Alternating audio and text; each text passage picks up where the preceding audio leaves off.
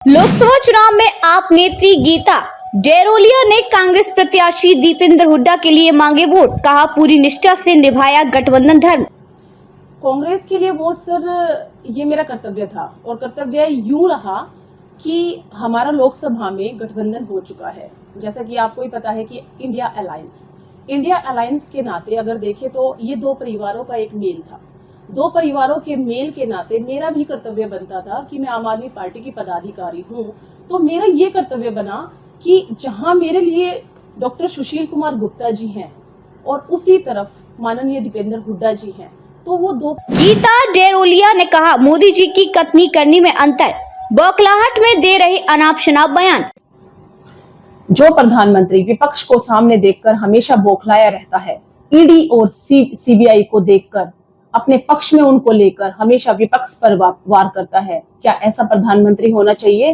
वो हमेशा सोचते हैं कि मैं ही इलेक्शन लड़ूं और मैं ही देश का हमेशा राजा रहूं। ऐसा कभी नहीं हो सकता। कहा अपने विनम्र स्वभाव, लोकप्रिय छवि और लोकसभा क्षेत्र में किए गए उल्लेखनीय कार्यों के बलबूते बड़े अंतर से जीत रहे दीपेंद्र हुड्डा। सुना था, लेकिन जब मैंने गठबंधन के साथ दीपेंद्र जी के साथ काम किया तो उनके जो विचार हैं, उनके जो व्यवहार है, उनके जो मतलब व्यवहार में एक शालीनता है, वो देखने को भी मिली और परखने को भी मिली।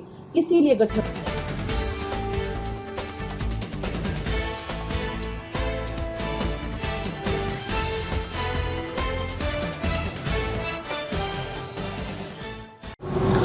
नमस्कार, जय हिंद, वंदे मातरम। दोस्तों, मैं भारत नागपाल वॉइस ऑफ बॉलीवुड के लिए आज आपके साथ हूं और मेरे साथ में है एक ऐसी शख्सियत जो लगातार चर्चा में रही है। पिछले लोकसभा के इलेक्शन के दौरान वोट पड़ चुके हैं और लोगों के बीच में एक चर्चा जो रही और एक चर्चित चेहरा भी बना रहा।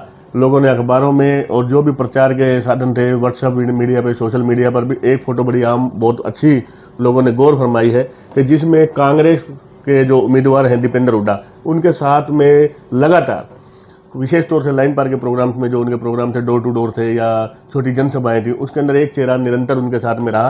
वो एक महिला का चेहरा था और उस महिला को लेकर के लगातार चर्चा चलती रही कि आम आदमी पार्टी की वो नेत्री हैं और कांग्रेस के लिए वोट कैसे मांग रही हैं।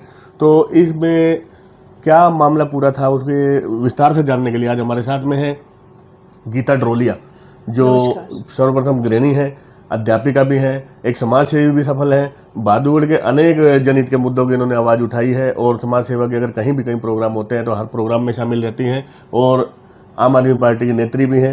एक इलेक्शन जो है वार्ड का, नगर परिषद का लड़ चुकी हैं। तो आपका बहुत बहुत स्वागत है हमारे चैनल पर। एक छोटा सा परिचय हमारे चैनल को दे दें। नमस्कार। सबसे पहले मैं खुद को एक खुशनसीब नागरिक समझूंगी और अपने जो है बहादुरगढ़ विधानसभा से एक आम आदमी पार्टी की कार्यकर्ता पदाधिकारी समझूंगी कि आज आपसे मुलाकात हुई मेरी और आपसे मिलने का मुझे सौभाग्य प्राप्त हुआ। आप आम आदमी पार्टी की नेत्री और लगातार आप चर्चा में रही। लोकसभा के इलेक्शन के दौरान के दीपेंद्र हुड्डा के जितने प्रोग्राम थे, साई की तरह लगातार आप उनके साथ में रही और बड़ी मुखार और अच्छी बुलंद आवाज़ में आपने जो है प्रचार पूरा किया और लगातार इतने व्यस्तम प्रोग्रामों के दौरान आप अध्यापिका भी हैं, गृहिणी भी हैं, समाज सेवी भी हैं और आम आदमी पार्टी की नेत्री भी हैं। तो कैसे आपने मैनेज किया इतना सब कुछ? देखिए, सबसे पहले मैं अपना परिचय देना चाहूँगी। मेरा नाम गीता डेरोलिया जांगड़ा है, जिसमें कि सबसे पहले एक महिला का जो रूप होता है वो एक सच्ची गृहिणी, अपने परिवार के प्रति सजगता है ना और समर्पित होना चाहिए। तो सबसे पहले मैं एक गृहिणी हूँ, अपने बच्चों की माँ हूँ। तीसरी बात जो मेरा कर्तव्य बनता है कि परिवार के साथ कंधे से कंधा मिलाकर अपने परिवार के लिए, अपने समाज के लिए, अपने देश हित के लिए मैं सोचूं, तो मैं अब एक प्राइवेट स्कूल में अध्यापिका भी हूँ और फिर मुझे थोड़ा सा जैसे समय मिलता है कि मैं कहीं सोशल। इतनी एनर्जी कहाँ से लेकर आती है? आमतौर पर महिलाएं तो और भी हैं, पर सभी महिलाएं ना तो राजनीति में है, ना कोई समाज सेवा में है, घर तक ही सीमित है। तो इतनी एनर्जी कहाँ से लेकर आती है? एनर्जी सर भगवान जी देते हैं, जो कि हमारे यहाँ सॉइल से आती है और जब तक हमारे अंदर वो डेडिकेशन नहीं होगा तो एनर्जी भी नहीं आएगी। तो सबसे पहले अपने जो टारगेट है, जो एम है, उसको हम बुलंद करें, अपने वजूद के लिए उठें। महिला होना बहुत बड़ी बात है और महिला होने के साथ साथ हर जिम्मेदारी को, हर कर्तव्य को सच्ची निष्ठा और कर्तव्य निष्ठा के साथ निभाना भी बहुत बड़ी बात है। मुझे लगता है कि हर महिला को घर के कामों के साथ साथ एक अच्छी गृहिणी, एक अच्छी जो समाज के लिए, समाज के हित के लिए काम करे, हमेशा सजग रहना चाहिए। उसे जहाँ भी मौका मिले, राजनीतिक स्तर हो या सामाजिक स्तर हो या धार्मिक स्तर हो, जहाँ पर भी मौका लगे उसको अपना कर्तव्य सच्ची निष्ठा से नहीं, अब निभाना लोगों में जो चाहिए। चर्चा का जो मेन जिस मोटिव से हमने ये वीडियो बनाया है जी। कि लोगों में जो अटकलें हैं उनका क्या है कि आप आम आदमी पार्टी की नेत्री हैं और नगर परिषद के इलेक्शन भी आपने लड़ा, कांग्रेस के लिए वोट? कांग्रेस के लिए वोट सर, ये मेरा कर्तव्य था और कर्तव्य यूं रहा कि हमारा लोकसभा में गठबंधन हो चुका है। जैसा कि आपको ही पता है कि इंडिया अलायंस के नाते अगर देखें तो ये दो परिवारों का एक मेल था। दो परिवारों के मेल के नाते मेरा भी कर्तव्य बनता था कि मैं आम आदमी पार्टी की पदाधिकारी हूँ, तो मेरा ये कर्तव्य बना कि जहां मेरे लिए डॉक्टर सुशील कुमार गुप्ता जी हैं और उसी तरफ माननीय दीपेंद्र हुड्डा जी हैं, तो वो दो परिवारों का एक गठन था। नहीं, फिर कुरुक्षेत्र में कहीं आप दिखाई नहीं दी? मैं कुरुक्षेत्र में यूं नहीं दिखाई दी सर, क्योंकि मुझे अपने बहादुरगढ़ विधानसभा के लिए काम करना था, मुझे अलायंस में काम करना था। दूसरी बात, हमारे कुरुक्षेत्र में कांग्रेस पार्टी के जितने भी पदाधिकारी थे, कार्यकर्ता थे, उन्होंने वहां पर फुल्ली सपोर्ट किया और हमारा कर्तव्य बनता था कि रोहतक लोकसभा से हम माननीय दीपेंद्र जी का रोहतक लोकसभा के अंदर पहले भी सांसद रहे हैं 2 बार जी। और अब राज्यसभा सांसद हैं, बहुत ही लोकप्रिय हैं, युवा हैं और विचारवान ओजस्वी हैं। उनकी लोकप्रियता के जो चरम है वो बहुत अपने रोहतक लोकसभा में आपने भी देखी होगी, दीवानगी है पूरी। बिल्कुल। कहाँ आप उनको पाते हैं दीपेंद्र जी को? क्या जो जैसा है बताया जाता है वैसे हैं?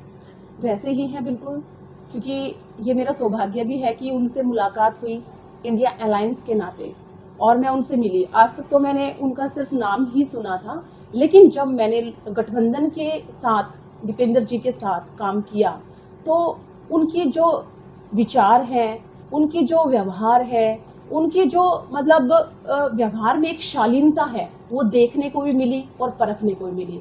इसीलिए गठबंधन में काम करना और भी अभी आसान तो हो गया। बहादुरगढ़ में कहीं ऐसा कोई जोर आम आदमी पार्टी का नहीं है, अब कहीं ऐसी अटकलें भी हैं कि आप कांग्रेस ज्वाइन कर दें? नहीं, अभी ऐसा तो कोई मूड नहीं है कि मुझे कांग्रेस ज्वाइन करना पड़े, वो बहुत आगे की बात है। देखेंगे, जो भगवान ने रचा हुआ देखो उसको तो कोई मिटा नहीं सकता, है ना। ये मैं नहीं कहूँगी कि हाँ, देखो हर इंसान अपनी प्रगति के लिए सोचता है, अपनी अच्छे रास्ते के लिए सोचता है कि यहाँ नहीं तो वहाँ बेटर के लिए हमेशा वो सक्सेस और हम लोग तो achieve करते अप्रिशिएट हैं। कर रहे हैं आपको, और क्या जो जितनी मेहनत, जितना जी जान से आपने ये सारे प्रोग्राम कराए और जितना समय आपने दिया जी घर परिवार गृहस्थी से निकाल के, क्या हुड्डा साहब ने भी आपको अप्रिशिएट किया? जी, देखिए मैं अकेली नहीं थी, जिसमें कि मेरा पूरा सहयोग मेरे ग्रैंडफादर का रहा और जो है मेरे ससुर जी मेरे साथ थे और मेरे वार्ड के कुछ प्रतिष्ठित और बुजुर्ग व्यक्तियों ने मेरा साथ दिया। मेरे वार्ड से ही थे वो लोग और हमारा कर्तव्य बनता था कि माननीय दीपेंद्र हुड्डा जी अगर हमारी विधानसभा में आ रहे हैं तो हम उनका पूरा समर्थन करें। अब आगे तो, अब तो वोट हो चुके हैं, वोटिंग हो चुकी है, अब तो सिर्फ रिजल्ट का इंतजार है। क्या लगता है आपको कि मतलब क्या माहौल बना है अभी? मतलब बीजेपी अभी ऐसा नहीं है कि बिल्कुल ही डाउनफॉल है, अभी जो चरम थे 10 साल के, मुझे लगता है ऐसा, तो अब की बार थोड़ा सा रुझान कम दिखा, लोगों में साइलेंट वोटर ज़्यादा थे। क्या लगता है क्या रिजल्ट रहेंगे? पॉजिटिव रहेगा सर, उस पॉजिटिव रिजल्ट वो यूं रहेगा क्योंकि पिछले 10 सालों में बीजेपी ने इतना कुछ काम करके दिया नहीं। पब्लिक उनसे रुष्ट है और काफी रुष्ट है।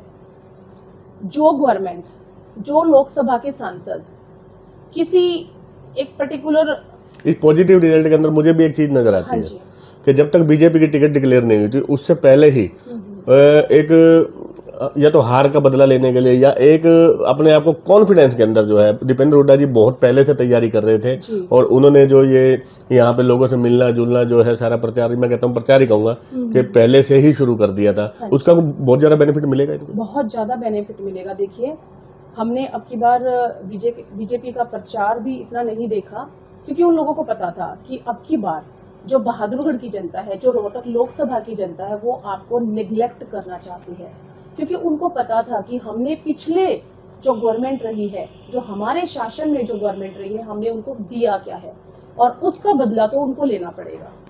अखबार के जरिए, सोशल मीडिया के जरिए जो भी प्रोग्राम से फोटो आ रहे थे उनमें कहीं ना कहीं चर्चा आपके बारे में थी, जिसको लेकर के भी हमने भी सोचा कि आपका इंटरव्यू लिया जाए और अगर कहीं ना कहीं दीपेंद्र हुड्डा की जीत 4 तारीख को पता लग जाए, अगर कहीं होती है और हो भी सकती है, तो पॉजिटिव संभावनाएं आपने जताई हैं। अगर वो जीतती है तो मुझे ऐसा लगता है, हमारे चैनल की तरफ से हम आपको अग्रिम बधाई देते हैं और लगता है कि इस जीत के अंदर एक बहुत बड़ा योगदान आपका रहेगा और ये सभी को स्वीकार करना चाहिए। तो क्या आपको लगता है इसमें? 4 जून को जैसे ही रिजल्ट डिक्लेयर होगा तो मेरा दायित्व बनता है कि मैं पूरी महिला शक्ति के साथ और माननीय दीपेंद्र हुड्डा जी का स्वागत करूं दिल से, अपनी बहादुरगढ़ विधानसभा से उनकी जीत का जो जश्न है और वो हम सेलिब्रेट करें। कितने ही एनर्जी इन्होंने अपनी दिखाई है बात के अंदर, कितनी पॉजिटिवनेस दिखाई है। तो कहीं ना कहीं 4 तारीख के अंदर जब रिजल्ट आएंगे तो दीपेंद्र हुड्डा अगर जीत की तरफ बढ़ते हैं तो मैं बार बार कह रहा हूं कि इन महिला शक्ति का जो बहुत ज़्यादा योगदान इसमें रहेगा। वॉइस ऑफ बहादुरगढ़ के लिए मैं भारत नागपाल, धन्यवाद, जय हिंद। नमस्कार। अगर आपको हमारा चैनल अच्छा लगता है तो हमारे चैनल को लाइक करें, शेयर करें, कमेंट करें और चैनल को सब्सक्राइब करना बिल्कुल ना भूलें। वॉइस ऑफ बहादुरगढ़, आपकी अपनी आवाज़।